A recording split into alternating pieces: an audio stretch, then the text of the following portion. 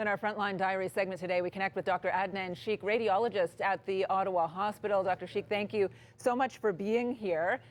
You are the director of the 3D printing lab, and as you watched this pandemic unfold in other parts of the world, you saw issues with an equipment shortage, and that sparked an idea for you. Thanks, Patricia. Thanks for inviting me to the Frontline Diaries. As the virus spread through China and Europe, we observed that the equipment, there was significant equipment shortages in the hospital. It was then when I started brainstorming with my team about how to use innovative 3D printing technology to address many of these issues. I then reached out to Dr. David Nilipowicz, who is the head of ICU at the hospital. David is awesome, is a wonderful human being. And we identified many areas where 3D printing lab would be in best position to help in cases of any shortages. Since then, we developed and adapted multiple open source designs for personal protective equipment, that's PPEs, oxygen tents, goggles, tube connectors, intubation shields, and other devices. Tell me about the face shield that you're able to print. We hear so much about masks, but the face shield is a really key piece of equipment as well, right?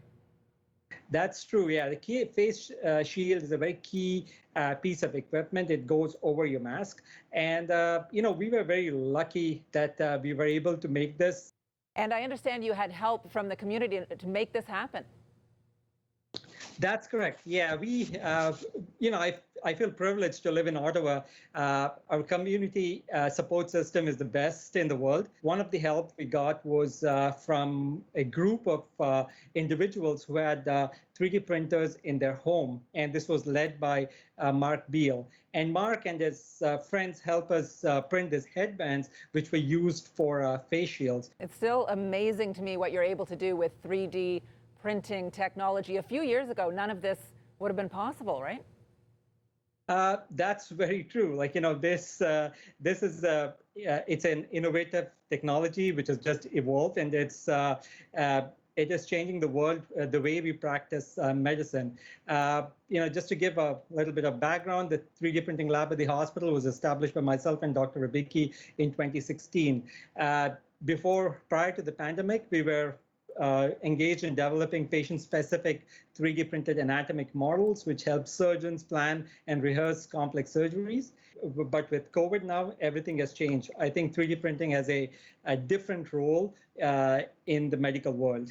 And Dr. Sheikh, everything has changed with this pandemic. Just before we let you go, I want to ask you, how are you coping in this challenging time? Because I'm told you've found a way to kind of maintain your zen through all this. That is true.